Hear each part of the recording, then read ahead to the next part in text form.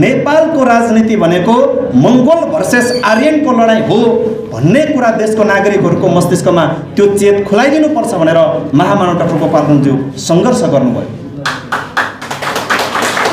किनकि डाक्टर गोपाल गुरुङज्यूले लेख्नुभएको एउटा पुस्तक छ अस्तित्वको खोज मङ्गोलको र एमएनओमा डक्टरेट पिएचडी भन्ने पुस्तक छ। त्यो पुस्तकमा हामीलाई उहाँले गुरुमन्त्र स्वरूप के दिनुभएको छ, यदि तिमीले आफूले आफूलाई पनि चिनेको छौ र आफूले आफ्नो शत्रु पनि चिनेर तिमी लडाईँ लड्दैछौ भने त्यो लडाईँ तिमीले 100% जित्छौ। यदि तिमीले आफूले आफूलाई चिनेको छौ तर आफूले आफ्नो शत्रु नचिनिकन लडाईँ लड्दैछौ भने त्यो लडाईँ भनेको 50-50 हुन्छ। तिमी जित्न पनि सक्छौ, हार्न पनि सक्छौ। यदि तिमीले आफूले आफूलाई पनि चिनेका छैनौ र आफूले आफ्नो शत्रु पनि नचिनिकन तिमी लडाईँमा जाँदैछौ भने त्यहाँनिर तिम्रो 100% हार हुन्छ भनेर गोपाल गुरुङले लेखेर जानुभएको छ।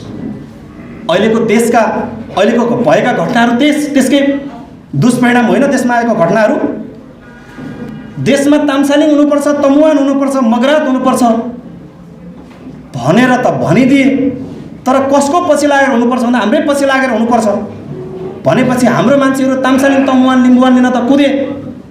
तर यो कसको नेतृत्वबाट हुन्छ, यो नदिने मान्छेहरू को हुन् भन्ने कुरा नबुझिकन त्यो युद्धमा लागेको कारणले गर्दा आज त्यो तामसालिङ तमुवान लिम्बुवान र खम्बुवान प्राप्त गर्छु भनेर लडाईँमा लिने सबै साथीहरू अहिले पराजित भएर मैदानमा लड्न पुगेको छ।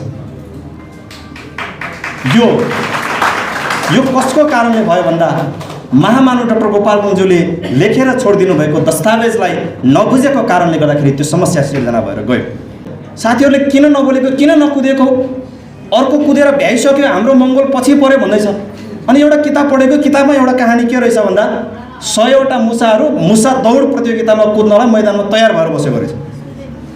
100वटा मुसा मध्येको एउटा लुते मुसा रहेछ छेउमा। त्यो मुसालाई चाहिँ के थाहा रहेछ भने यो 100वटा मध्येको कमजोर मुसा मै हो, जति कुदे पनि म यो 99लाई जितेर 1 नम्बर हुन सक्दिनँ। त्यही मुसाको छेउमा एउटा बिरालो रमिता हेरेर बसिराखेको छ। अनि त्यो मुसाले जिस्काएर बिरालोलाई के भन्छ, ओ बिरालो के हेरेको तिमी, हामी यहाँ मुसा दौड प्रतिस्पर्धा चल्दैछ, प्रतियोगिता चल्दैछ हाम्रो, तिमी आएर कुद त, मलाई त जित्छ 100जनालाई जितेर आज तिमी प्रथम हुन्छ मुसा दौड प्रतियोगिताको, आऊ भनेर बिरालोलाई बोलाएको। बिरालोले जवाब के दियो, थैट यो दौड चाहिँ बिरालो दौड होइन, यो त मुसा दौड हो। म चाहिँ तिम्रो दौडमा आएर म जित्नु, तिमीले मलाई के साबित गर्न खोज्दैछौ भने हो मलाई थाहा छ तिम्रो दौडमा आएर मैले जित्छु, म प्रथम हुन्छु। तर मलाई मेरै साथीहरूले चाहिँ के भन्छन् भोलिबाट, थुक्क त के ठुलो कुरा गर्छस्, हामीलाई जित्यो र तैँले, हामीले मारेर खाने मुसा दौडमा 100वटा मुसालाई जित्यो भने त ठुलो फुर्ती लाउँछस् भने मेरो अस्तित्व इज्जत कहाँ जान्छ। त्यस कारणले म दौडिँदैन, तै दौडी, मेरो छुट्टै प्रतियोगिता छ भनेर बिरालोले भन्दै। अहिलेको यस्तै भयो। आज मङ्गोलेश्वर नेसन यो घटनामा बोल्दैन, त्यो घटनामा बोल्दैन। हामी किन बोल्दैनौँ त भन्दा हाम्रो आफ्नै छुट्टै लडाइँ छ, हाम्रो छुट्टै प्रतियोगिता चलिरहेको छ। अहिले बौद्धिक लेभलको प्रतियोगिता चलिरहेको छ, हामी कुदिरहेका छौँ। अन द वे हामी कम्पिटिसनमै छौँ, एक दिन विजय लिएर आउँछौँ। धन्यवाद व्यक्त गर्न चाहन्छु दिवसज्यू। आजको यो मङ्गोल नेसनल अर्गनाइजेसन कोशी प्रान्तीय सभाको दोस्रो अधिवेशन, यस घोषणा सभा कार्यक्रमका सभाध्यक्षज्यू, कार्यक्रमका प्रमुख अतिथि, मङ्गोल नेसनल अर्गनाइजेसन ऐतिहासिक 6औं राष्ट्रिय महाधिवेशन मूल आयोजक सभाका संयोजक आदरणीय दाई मणि पापु लिम्बुज्यू, ड्यासमा आसन ग्रहण गरेर बसिराख्नुभएका महाधिवेशन मूल आयोजक सभाका सहसचिवज्यू, प्रचार सचिवज्यू, महाधिवेशन मूल आयोजक सभाका सदस्यज्यूहरू, प्रदेश सभाबाट यो दोस्रो कोशी प्रान्तीय अधिवेशन घोषणा सभामा आउनुभएका पदाधिकारीज्यूहरू, कोशी प्रदेश मातहतका विभिन्न जिल्ला सभाहरूबाट आउनुभएका जिल्ला सभाका अध्यक्षज्यूहरू र विशेष गरी यो सङ्गठनको कोशी प्रान्तको दोस्रो अधिवेशन घोषणा सभा कार्यक्रमलाई सम्पन्न पार्नको निमित्त तपाईहरुको व्यस्त समयको बावजुद पनि यो कार्यक्रमसम्म आउनुभएका तपाई सम्पूर्ण मङ्गोल प्रेमी महानुभावहरुमा मङ्गोल नेसनल अर्गनाइजेसन ऐतिहासिक 6औं राष्ट्रिय महाधिवेशन मूल आयोजक सभाको तर्फबाट र मेरो आफ्नो व्यक्तिगत तर्फबाट पनि यहाँहरू सबैमा मङ्गोल मायाले भरिएको क्रान्तिकारी सल्युट टक्राउन चाहन्छु। स्वीकार्नुहोस्। जय मङ्गोल। हामी यति बेला देशको विभिन्न घटना परिघटनाहरूको बीचबाट नेपालकै समग्र नागरिकहरूको नेतृत्वकर्ता बनेर यो देश बनाउने उद्घोषका साथ अगाडि बढ्दै गरेको यस सङ्गठनका नेता कार्यकर्ताहरू आज हामी कोशी प्रान्तको दोस्रो अधिवेशनको घोषणा सभाबाट एउटा नयाँ नेतृत्व चयनको यस कार्यक्रमको सिलसिलामा अगाडि बढिराखेका छौँ।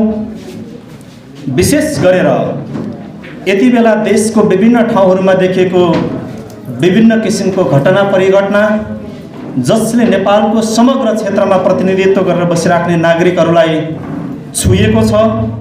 राजनैतिक रूपमा, आर्थिक रूपमा, व्यापार व्यवसाय बिजनेस गर्ने मान्छेहरू, आफ्नो भरपेट परिवार पाल्नको निमित्त दुःख सुख गर्दै गरिराख्ने नेपालका कृषक किसान दाजुभाइ दिदीबहिनीहरू, देशमा आफ्नो जीवनको एउटा उद्देश्य पुरा गर्नको निमित्त हरेक क्षेत्रबाट सङ्घर्ष गर्ने सबै नागरिकहरूलाई प्रतापीडित बनाइराखेको विभिन्न किसिमका घटना परिघटनाहरू घटिराखेको कारणले गर्दा यो नेपालको मात्र इतिहासमा होइन, हामीले विश्व राजनीतिको इतिहासलाई अलिकति पल्टाएर त्यो पानाहरू हेऱ्यौँ भने पनि त्यो हरेक देशको घटना परिघटनासँग प्रत्यक्ष रूपमा जोडिने चाहिँ को हुँदो रहेछ भन्दा त्यो देशको राजनैतिक दलमा सम्मिलित भएर अगाडि बढिराखेका राजनीतिक कर्मीहरू चाहिँ प्रत्यक्ष रूपमा जोडिएको हुँदो रहेछ।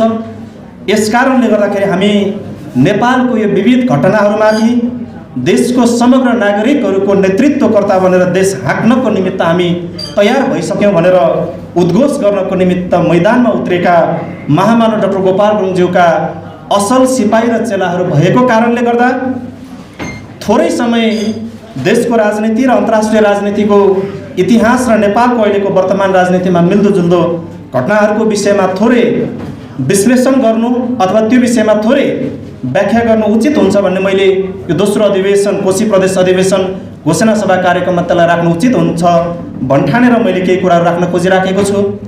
विशेष गरी संसारकै इतिहासलाई अहिलेको विश्वको यो वर्तमान समयमा आइपुग्दै गर्दाखेरि विश्वमा हामीले दुईवटा देशहरू देखिराखेका छौँ। एउटा देश गृह युद्धमा लड्दा लड्दा देशको जनता पनि सिद्धाइसकेको छ, देशको अस्मिता पनि सिद्धाइसकेको अवस्था छ र सँगसँगै एउटा देश छ जुन देशले आफ्नो देशको नागरिकहरूलाई एउटा अमनचैन युक्त देशमा बाँचेर आफ्नै देशमा मालिकको रूपमा बाँच्न सक्ने परिवेश निर्माण गर्नको निमित्त एउटा देशले हतियार होइन विचार उठाएर देशको नागरिकलाई पनि सुख सुविधा दिएर अगाडि बढाउन सकेको दुईवटा देशको इतिहाससँग अब करिब नेपालको परिवेश पनि जोडिन आँटेको छ। हामीले अहिलेको यो पछिल्लो समयको जुन विश्व राजनीतिको ध्रुवीकरणमा ध्रुवीकृत भएर आउँदै गर्ने क्रममा एउटा देश युक्रेन भन्ने देश यति बेला त्यो देशको जनताले पनि दुःख पाइराखेको छ। अर्को देश जित्ने युद्धको उद्घोष गरेर अगाडि बढेको त्यो देशको नेतृत्वकर्ताले आफ्नो देशको भूगोल र आफ्नो देशको नागरिक पनि जोगाउन नसकेको परिवेश छ। फेरि हामी नजिकै रहेको एउटा देश छ चीन भन्ने देश, त्यो देशको नेतृत्वले बन्दुकको धमास दिएको छैन, हाइपरसोनिक मिजाइल पड्काउने कुरा गरेको छैन, केवल विचार र विवेकबाट दुई चारवटा शब्दहरू बोलेर आफ्नो देशको नागरिकहरूलाई संसारमा सुकिला मुकिला बनाएर अगाडि बढाइसकेको स्थिति छ। त यो दुईवटा देशको उदाहरणले अहिले के देख्न थाल्यौँ भन्दा देशको नेतृत्व असल भएन भने युक्रेन बन्दो रहेछ, देशको नेतृत्व असल भयो भने चीन बनिँदो रहेछ भन्ने इतिहास यो दुईवटा देशले देखाएको छ। फर्केर हाम्रो देशतिर हेरौँ। अब हाम्रो देश नेपाल यति बेला यो विभिन्न किसिमको घटना परिघटनाहरूसँग किन जुझ्नु परिराखेको छ, देशको नागरिकहरू किन प्रतापीडित भइराख्नु परेको छ भन्ने विषयमा नेपालको त्यो कुनै पनि राजनीतिक व्यक्तिहरूको मनमा नेपालको नागरिकहरूलाई शिरमाथि राखेर विश्लेषण देशको नागरिकहरूको पक्षमा यो देशको कुनै पनि राजनीतिक कर्मीहरूले गरेनन्। अहिलेको देशको जुन घटना अहिले विकसित भएर मुलुकमा अगाडि बढेको छ, यो घटना विकसित बनाउनुको पछाडिको कारण भनेको अहिले तपाईँ हामीले हेर्दै गर्ने क्रममा यो 1-2 दिन अगाडि मात्रै तयारी भएर आएको घटना होला जस्तो लाग्दैछ। तर यो 1-2 दिनको तयारीले यो घटना विकसित भएको होइन।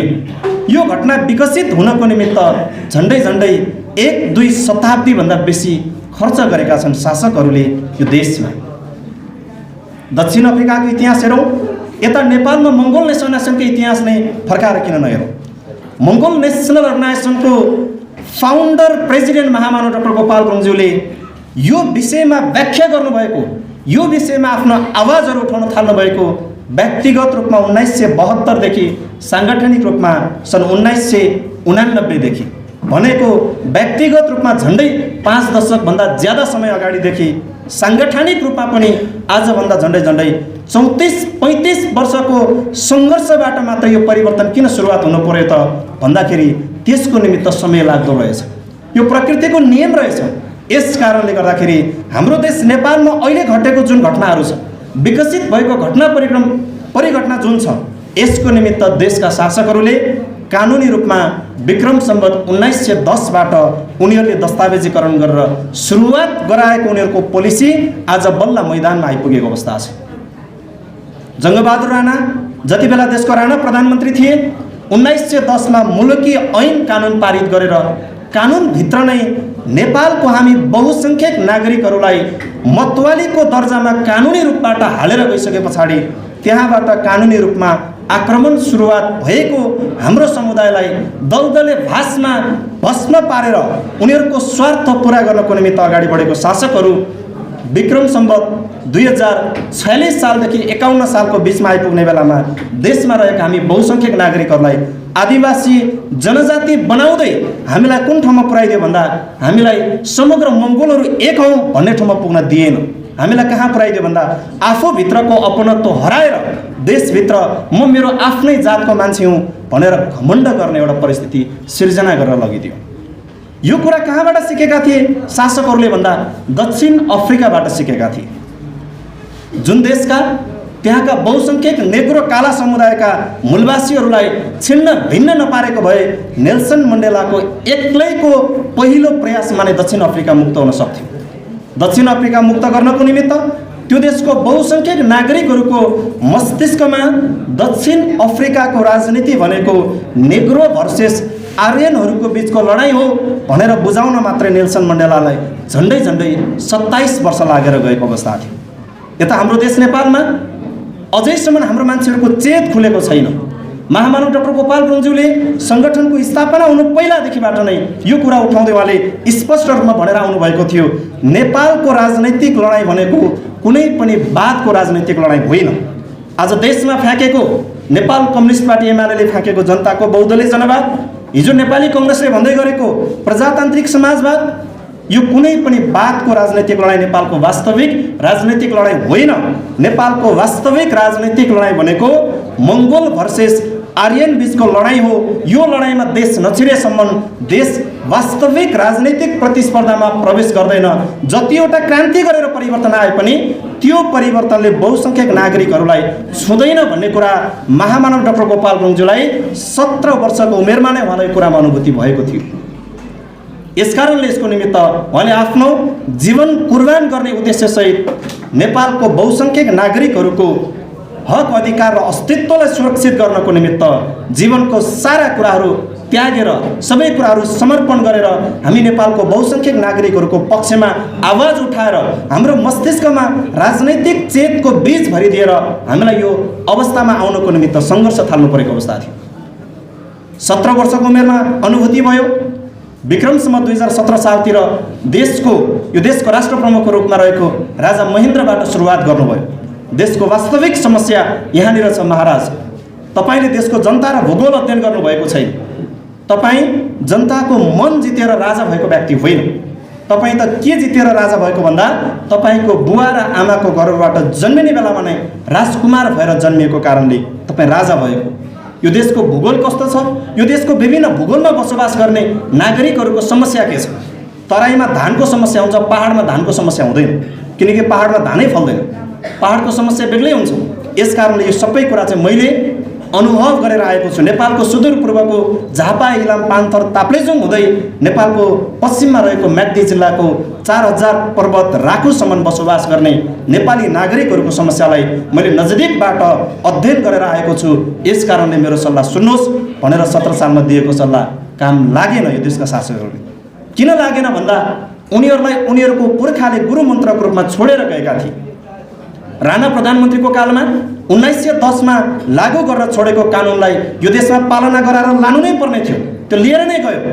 महामानव डाक्टर गोपाल गुरुङज्यूले दिएको सल्लाह मुताबिक देशको नेतृत्वकर्ता नचलिसके पछाडि उहाँले सङ्कल्प के गर्नुभयो भने अब नेपालको मङ्गोल समुदायलाई जुन हिसाबले देशको शासकहरूले टुटाउ फुटाउ र राजगरको नीति अपनाएर अगाडि बढाएको छ, यो देशलाई यत्तिकै छाडिदिए भने अब नेपालमा बसोबास गर्ने 80% मूलवासी मङ्गोलहरूलाई एक अर्कामा लडाएर भिडाएर मराएर सिद्धाएर 20% शरणार्थीको रूपमा देशभित्रका शासकहरूले नै यो देश खत्तम बनाएर लानेछन्। यस कारणले गर्दाखेरि 80% जो मङ्गोल नस्लका मान्छेहरू छन्, जो विभिन्न समुदायहरूमा छिन्न भिन्न बनाएर राखेका छन्, यो समुदायलाई एकजुट बनाएर नेपालको राजनीति भनेको मङ्गोल भर्सेस आर्यनको लडाइँ हो भन्ने कुरा देशको नागरिकहरूको मस्तिष्कमा त्यो चेत खुलाइदिनुपर्छ भनेर महामानव डाक्टर गोपाल गुरुङज्यू सङ्घर्ष गर्नुभयो। आजको देशको परिणाम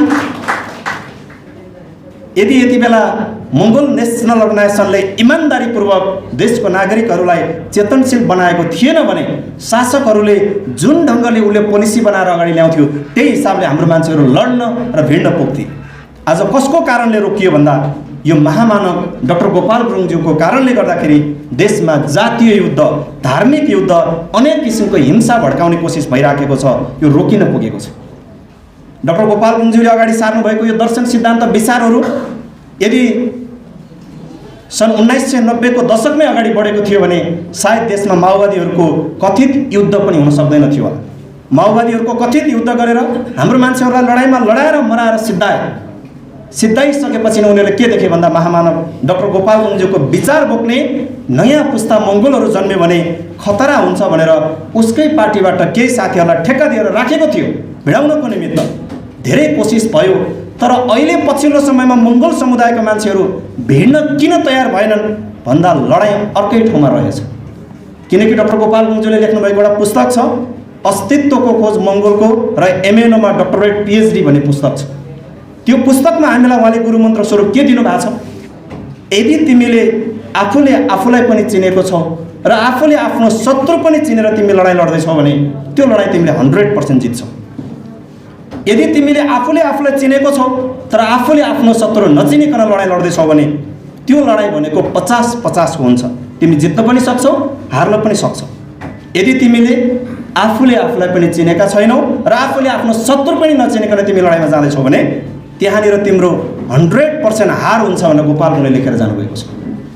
अहिलेको भएका घटनाहरू त्यसकै दुष्परिणाम होइन, त्यसमा आएको घटनाहरू देशमा तामसालिङ हुनुपर्छ, तमुवान हुनुपर्छ, मगरात हुनुपर्छ भनेर त भनिदिए, तर कसको पछि लागेर हुनुपर्छ भन्दा हाम्रै पछि लागेर हुनुपर्छ भनेपछि हाम्रो मान्छेहरू तामसालिङ तमुवान लिम्बुवान लिन त कुदे, तर यो कसको नेतृत्वबाट हुन्छ, यो नदिने मान्छेहरू को हुन् भन्ने कुरा नबुझिकन त्यो युद्धमा लागेको कारणले गर्दा आज त्यो तामसालिङ तमुवान लिम्बुवान र खम्बुवान प्राप्त गर्छु भनेर लडाइँमा लिने सबै साथीहरू अहिले पराजित भएर मैदानमा लड्न पुगेको छ।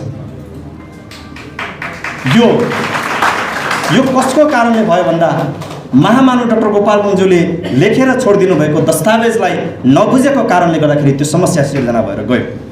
अहिलेको परिवेश अब मोटामोटी देशको समग्र नागरिकहरूको चेतमा त्यो राजनैतिक चेतना आएको कारणले गर्दाखेरि अब देशमा महामानव डाक्टर गोपाल गुरुङज्यूले जीवित छौन्जेलसम्म सधैँभरि उहाँले भन्ने गर्नुभएको कुरा नेपालमा अन्तिममा गएर जम्मा 2वटा मात्रै पोलिटिकल पार्टीहरू हुन्छ। एउटा 20% आर्यनहरूको प्रतिनिधित्व गर्ने एउटा राजनैतिक दल, हामी 80% बहुसङ्ख्यक मूलवासी मङ्गोलहरूको प्रतिनिधित्व गर्ने एउटै राजनैतिक दल मङ्गोल नेसनल मात्रै हुन्छ भन्ने ठाउँमा अब देश जाँदैछ।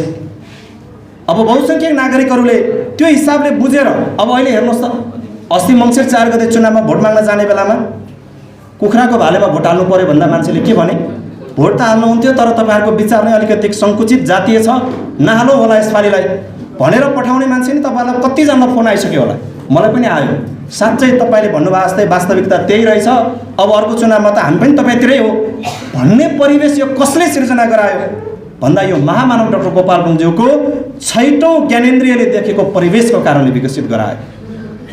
अब देश त्यता जाँदैछ, देशको समग्र बहुसङ्ख्यक नागरिकहरू अब त्यो ठाउँमा पुग्छ नै पुग्छ, मङ्गोल भर्सेस आर्यनको ठाउँमा पुग्दैछ भन्ने कुरा हामीलाई भन्दा अथवा हाम्रो मान्छेलाई भन्दा बेसी कुरा यो कसलाई थाहा छ भन्दा फेरि शासकहरूलाई थाहा छ। हेर्नुहोस्, हाम्रो मान्छेलाई भन्दा बढी शासकहरूलाई थाहा छ। यस कारणले शासकहरूले त्यो भिडलाई, त्यो शक्तिलाई कन्भर्ट गर्नको निमित्त अहिले षड्यन्त्र गरिराखेको छ। यो शक्ति मङ्गोलियन नेसनमा पुग्यो भने हाम्रो हातबाट शासन सत्ता त सदाको लागि गुम्छ, सबै कुरा गयो। देशको 77,000 भन्दा बेसी निजामती कर्मचारीमा 70,000 भन्दा बेसी उनीहरूको हात छ, त्यो पनि गुम्यो। यो देशमा कसलाई मन्त्री बनाउने, कसलाई प्रधानमन्त्री बनाउने, कसलाई राष्ट्रपति बनाउने, देश कसरी विकास गर्ने, विकासको मोडेल कस्तो हो, अन्तर्राष्ट्रिय नीति अथवा परराष्ट्र नीति कस्तो हुने भन्ने कुरा हाम्रो हातबाट फुत्किन्छ भन्ने कुरा बुझेको कारणले अब मङ्गोल भर्सेस आर्यनको लडाइँ नै अन्तिम लडाइँ रहेछ भनेर बुझ्दै गरेको देशको ठुलो मङ्गोल शक्तिहरूलाई डाइभर्ट गर्नको निमित्त उनीहरूले अहिले षड्यन्त्र गरिराखेको छ। त्यसको निमित्त विभिन्न किसिमको विध्वंसकारी युद्धमा हाम्रो मान्छेलाई ठेल्ने कोसिस गरिराखेको छ। हो, अब हामी यहाँनिर चाहिँ चनाख हुन जरुरी छ। आज मङ्गोल नेसन देशमा भएको सबै घटना परिघटनाहरूमा मान्छेहरूबाट व्याख्या विश्लेषण भएको सुन्छौँ हामी। यत्रो देशमा घटना घट्यो, देशको ठुल्ठुला राजनीतिक दलहरूले बोल्न थाले, प्रेस विज्ञप्ति जारी गरे, तर यो मङ्गोल किन बोल्दैन? हेरेको हेरै गर्छ, यो पाराले कहिले आउने? हाम्रै कार्यकर्ताहरूलाई उचालेर अगाडि बढाइदिएको अवस्था छ। तर मङ्गोल नेसन किन बोल्दैन भन्दा हाम्रो आँखामा चाहिँ महामानव डाक्टर गोपाल गुरुङज्यूको 4वटा पुस्तकको चस्मा हाम्रो आँखामा छ। यस कारणले देखिएको सत्यमा हामी बोल्दैनौँ। अब अरू मान्छे किन कराउँछन्, आयो त लडाइँ सुरु गर्नुपर्ने भनेर किन कराउँदैछन् भन्दा उहाँहरूको आँखामा हिन्दू आर्य ब्राह्मण क्षेत्रीहरूको नस्लीय चिन्तनबाट हाम्रो मान्छेको आँखामा एक किसिमको चस्मा लगाइदिएको छ। यो कस्तो चस्मा लगाइदिएको छ भन्दाखेरि म थोरै तपाईँलाई प्रसङ्ग कोट्याउँ। एउटा बेलायतको ब्रिटिसहरू, गोरा साम्राज्यवादहरू संसार जित्ने उद्देश्यमा हिँडेको पहिलो विश्वयुद्धमा एक्चुअली बेलायतीहरूले विश्व जित्छ भनेर लडाकुहरूलाई कुदाउँदा अहिलेको जस्तो हाइपरसोनिक मिजाइल पनि बनेको थिएन, एक ठाउँबाट हानेर अर्को ठाउँमा पड्काउने खालको बम बारुद पनि बनेको थिएन होला। लडाकुलाई नै पठाएर देश जित्नुपर्ने परिवेश। त्यहाँबाट गोराहरूले के पढेको रहेछ भन्दा इतिहासमा मङ्गोलियाबाट घोडामा चढेर विश्व जित्नको निमित्त हिँडेको, मङ्गोल एम्पायर छोड्नको निमित्त हिँडेको, छेड्नको निमित्त हिँडेको चङ्गेज खाँ मङ्गोलियाबाट घोडा चढेर हिँडेर आधा संसार नै आफ्नो पक्षमा पारेको थियो भन्ने गोराहरूले सुनेको रहेछ। त्यो भन्ने बित्तिकै गोराहरूले बुद्धि के लगायो भन्दा मङ्गोलियाको घोडा चाहिँ बलियो बाङ्गो धेरै कुद्ने, यसले चाहिँ धेरै ठाउँ जित्न सक्छ भन्ने बुझे पछाडि बेलायतबाट गोराहरूले के गर्यो, मङ्गोलियाबाट घोडा मगायो। के को लागि? विश्व जित्न घोडामाथि चढेर संसार जित्नको लागि जाने भनेर घोडा मगायो। मङ्गोलियाबाट घोडा हिँडाउने बेलामा सबै हरियो परियो थियो, हरियो खाइराखेको घोडा। बेलायत पुग्दाखेरि खडेरी लागिसकेको थियो, पराल पनि सुकेको, घाँस पनि सुकेको, किनकि पशुको त चेतना हुँदैन। हेर्नुहोस्, स्वादसँग सरोकार हुनुपर्ने उसको हेराइसँग सरोकार भयो। बेलायत पुगेपछि घोडाले खाना खान छोड्यो। गोराहरूलाई समस्या भयो, त्यहाँ लडाइँ लडाउनको लागि ल्याएको घोडा खानै नखाएर आफै ख्याउटै भएर मर्न आँटेपछि त क्षति हुने भयो। त्यहाँबाट गोराहरूले षड्यन्त्रकारी बुद्धि के लाग्छ भने यसले घाँस नखानुको कारण चाहिँ मङ्गोलियाबाट घोडा हिँड्दाखेरि हरियो थियो, यता सुकेको भएर नखाएको होला, एकचोटि यो घाँसमा चाहिँ हरियो कलर लगाएर खुवाइदिनु पर्यो। के गर्छ भनेर हरियो कलर लगाएर खुवाएको घोडाले घाँस जति सबै खायो। घोडालाई स्वाद ठुलो थिएन, उसको देखाइ ठुलो थियो। त्यहाँनिर भनेको गुदीसँग सरोकार थिएन, बोक्रासँग सरोकार थियो त्यहाँ। त्यसपछि घोडाले घाँस खाए पछाडि गोराहरूलाई के थाहा भन्दा यसले घाँस नखानुको कारण चाहिँ बिरामी भएर होइन रहेछ, अर्काको ठाउँमा आइपुगेर होइन रहेछ। घाँस किन नखाएको रहेछ भन्दा मङ्गोलियामा हरियो खाएको यता सुकेको भएर नखाएको रहेछ। अब लडाइँ लडाउनु पठाउनु पर्ने घोडा दिनकै हरियो कलर गराएर खुवाएर त साध्य नचल्ने। अब के गर्ने भन्दा अन्तिममा गोराहरूले के गरेछ, अब घोडाको आँखामा घाँस खाने बेलामा हरियो कलरको चस्मा लगाइदिने भनेर हरियो कलरको चस्मा लगाइदिएपछि घोडाले सबै घाँस खाँदै लडाइँमा जाने। जब जब घाँस खुवाउनु पर्ने बेला भयो त्यति बेला चस्मा लगाउने, घाँस खुवाउने, बलियो बाङ्गो बनाउने, फेरि लडाइँमा लगेर लडाउने हो।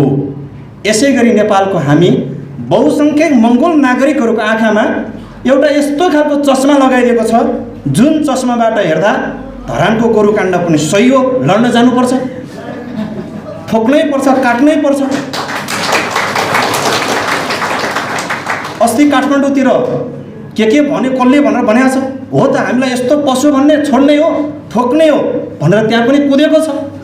अनि हामीलाई बोल्दैनन् भन्छ। हामी चाहिँ फेरि के लगाएको छौँ भन्दा महामानव डाक्टर गोपाल गुरुङज्यूको 4वटा पुस्तकको चस्मा लगाएको छौँ। हामी सबै कुरा देखेको छ, बोल्नु भएन। यहाँ बोलियो भने खतरा हुन्छ भन्ने कुरा थाहा छ।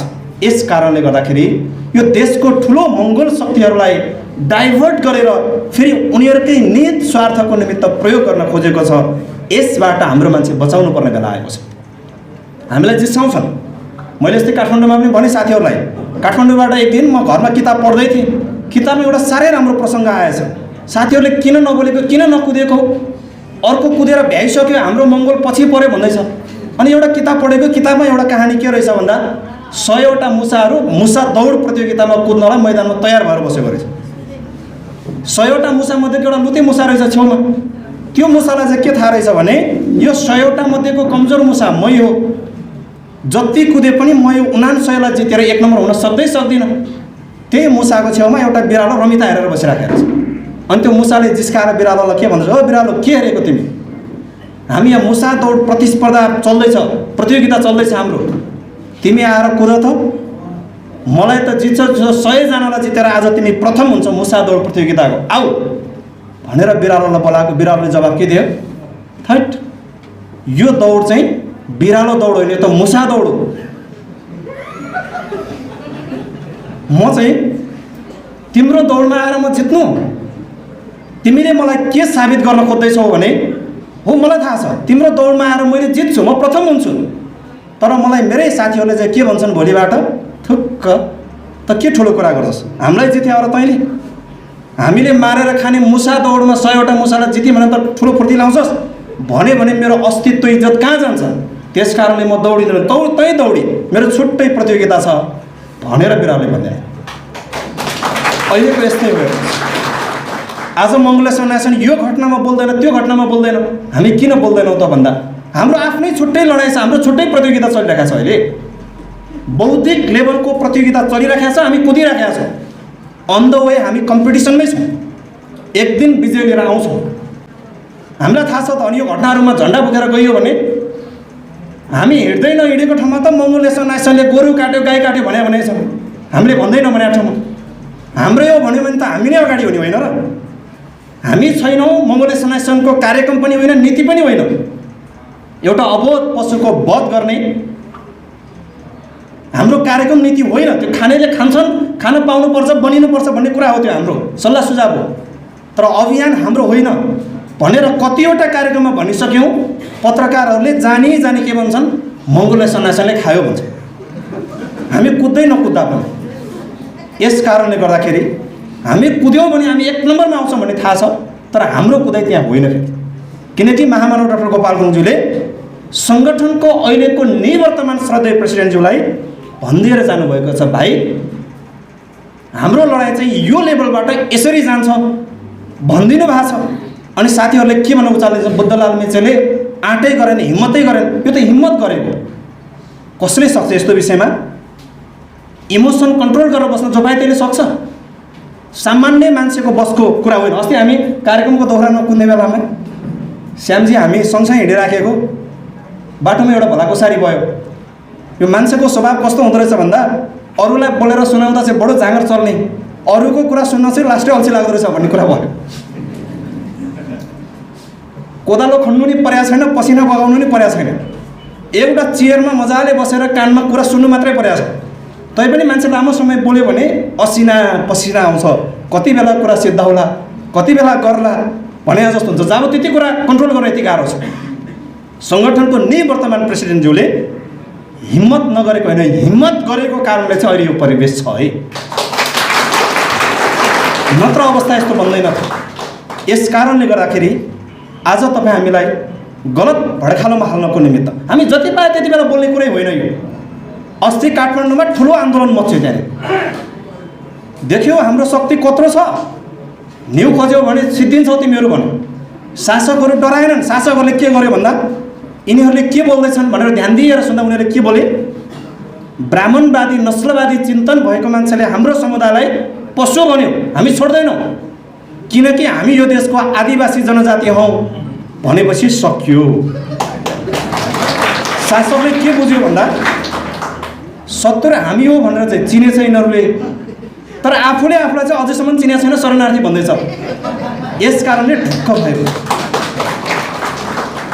यति बेला शासकहरूलाई डर कहाँनिर चाहिँ छ भन्दा त्यो ठुलो शक्ति मङ्गोल नेसनल अर्गनाइजेसनभित्र गयो भने चाहिँ बर्बाद हुन्छ भन्ने कुरामा चाहिँ स्पष्ट डर छ। हेर्नुहोस्, धेरै साथीहरूले प्रश्न गर्नुभयो, धेरैवटा कार्यक्रममा भने पनि मैले काठमाडौँमा त्यो आन्दोलन उठे बेला हामी किन नबोलेको भन्दा मैले भने बोल्ने पनि समय हुन्छ, परिवेश हुन्छ।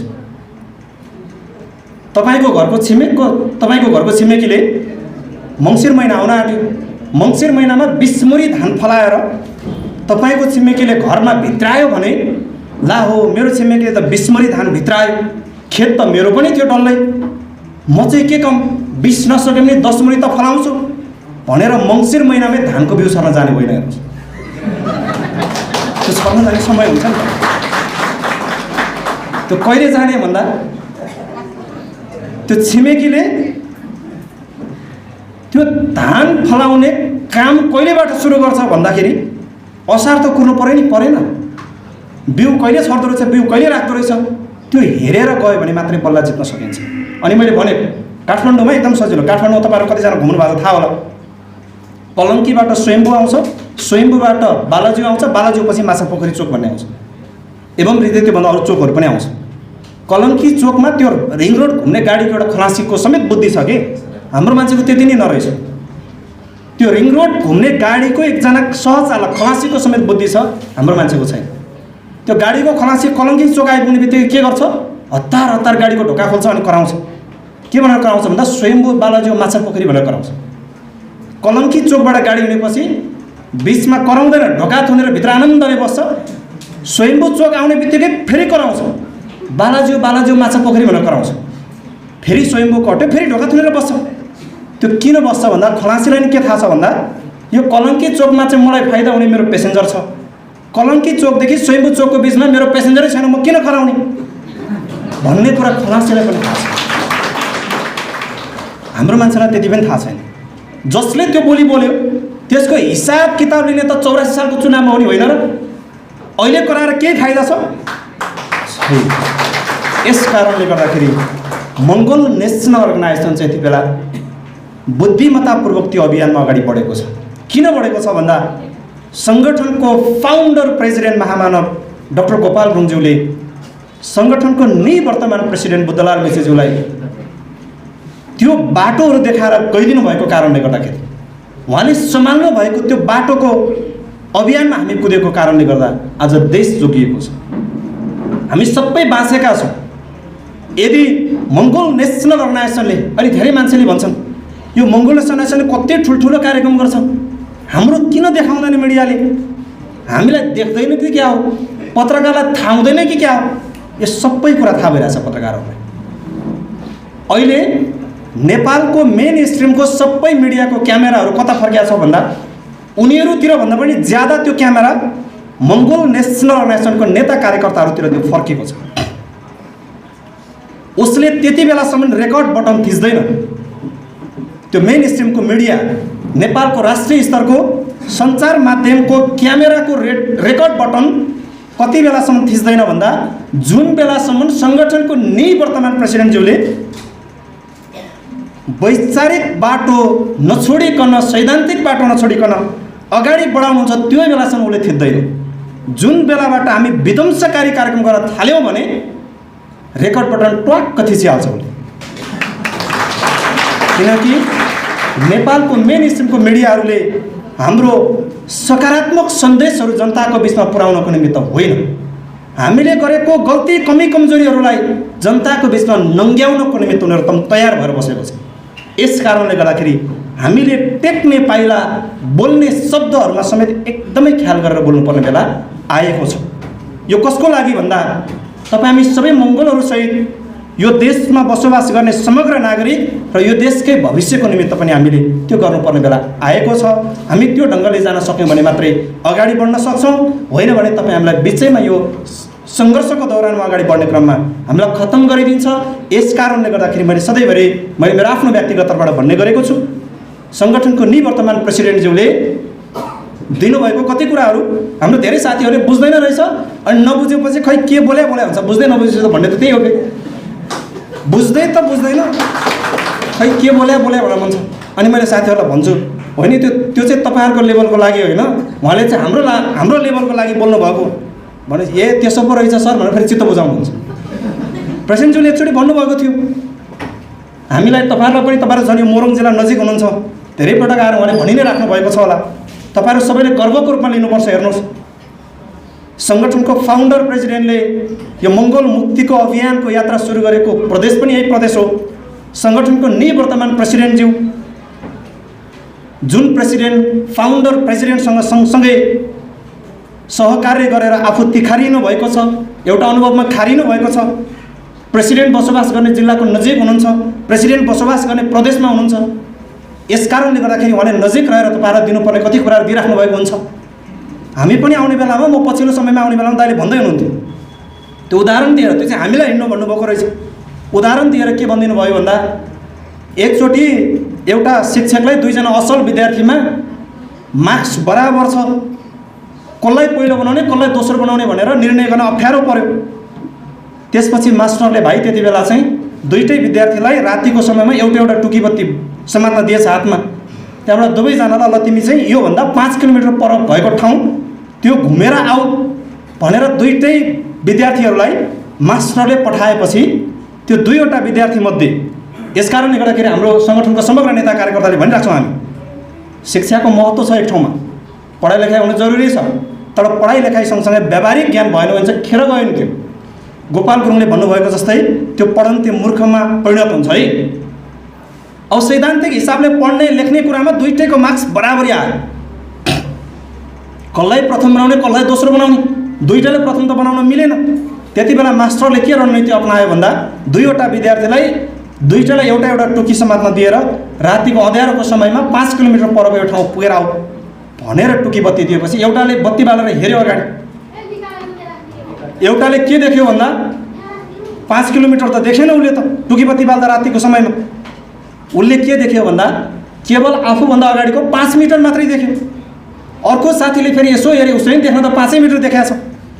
त्यति बेला एउटा साथी चाहिँ 5 मिटर मात्रै उज्यालो देखेको कारणले एउटाले चाहिँ के गर्यो, यात्रा सुरु नै गरेन भाइ।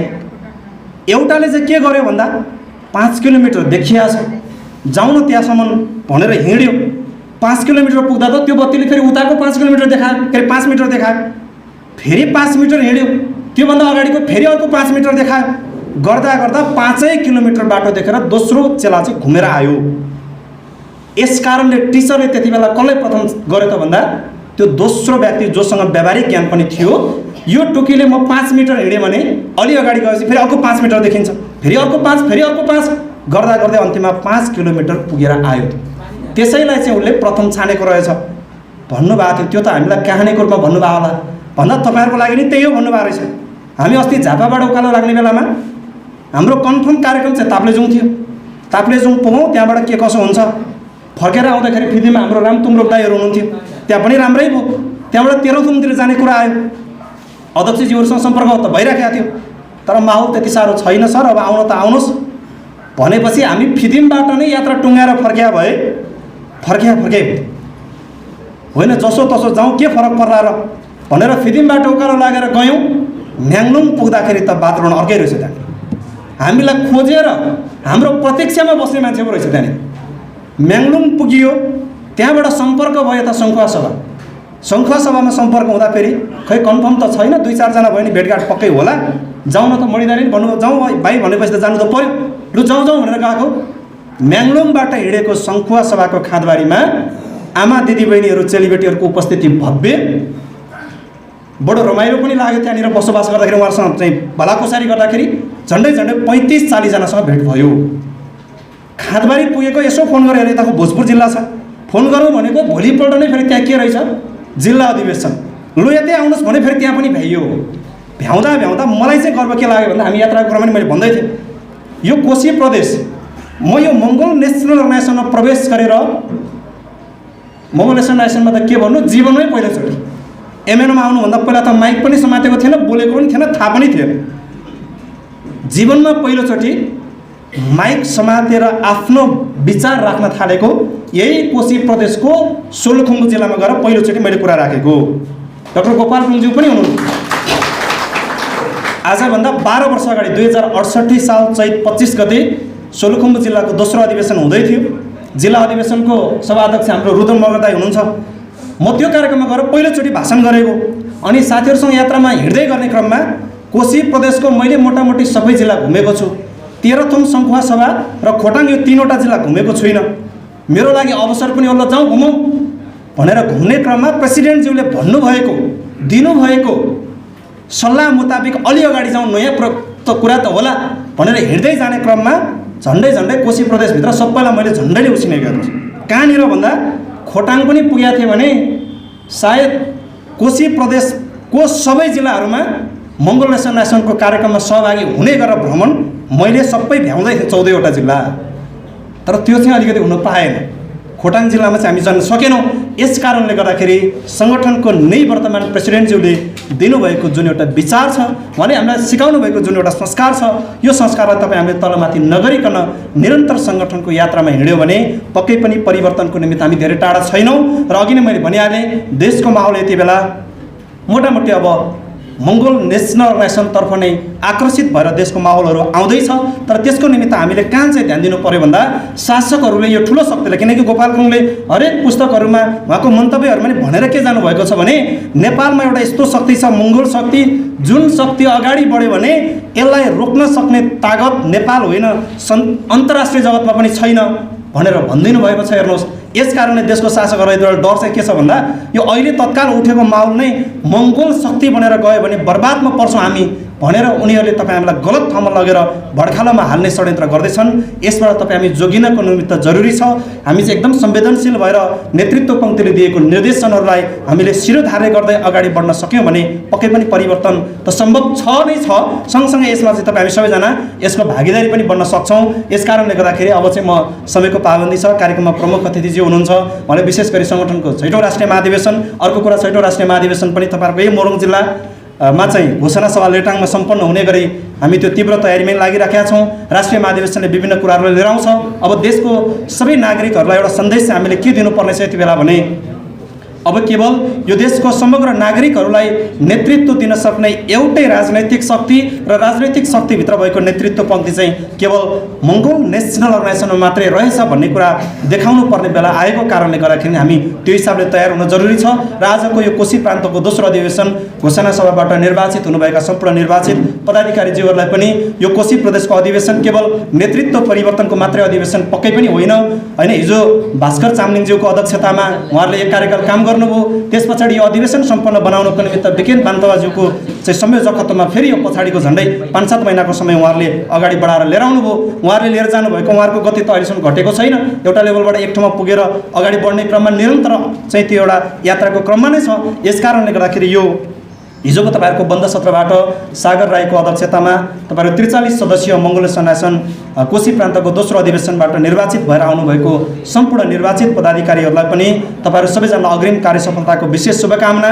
सँगसँगै तपाईँहरूको काँधमा आएको जुन एउटा जिम्मेवारी छ यो जिम्मेवारीलाई पुरा गर्नको निमित्त नेतृत्व पङ्क्तिहरूले दिएको निर्देशनलाई शिरोधार्य गर्दै एउटा इमान्दार वफादार कार्यकर्ताको रूपमा अगाडि बढ्नुभयो भने यो परिवर्तन संस्थागत गर्ने, यो परिवर्तन संस्थागत सँगसँगै यो देशको आमूल परिवर्तनको निमित्त त्यो परिवर्तन गर्ने ठाउँमा यो देशको पोलिसी निर्माण गर्ने ठाउँमा भोलि तपाईँ हामी सबैजना नै हुन्छौँ। यसको निमित्त चाहिँ तपाईँहरूले अलिकति ध्यान दिएर अगाडि बढिदिनु हुनुको निमित्त अनुरोध गर्दै विशेष गरी आज तपाईँहरूको बिचमा चाहिँ यो अभियानकै क्रममा यात्राकै क्रममा चाहिँ दोस्रो यो कोशी प्रान्तको दोस्रो अधिवेशन घोषणा सभा कार्यक्रममा नै ठ्याक्कै आइपुग्न पाएँ। आयोजक सभाले पनि सदा सहित उहाँले पनि आएर तपाईँहरू पनि कार्यक्रममा सहभागी भइदिनुहोस् भनेर एउटा प्लेटफर्म दिनुभएकोमा आयोजक मङ्गल सेनासन कोशी प्रान्त दोस्रो अधिवेशन मूल आयोजक सभालाई पनि विशेष धन्यवाद व्यक्त गर्दै यो अधिवेशन सम्पन्न पार्नको निमित्त उपस्थित हुनुभएका तपाईँ सम्पूर्ण उपस्थित महानुभावहरूलाई पनि हार्दिक धन्यवाद व्यक्त गर्दै आगामी दिनमा तपाईँहरूसँग फेरि भेट्ने बाचा गर्दै म तपाईँहरूबाट बिदा लिन चाहन्छु। हस्त जय मङ्गोल।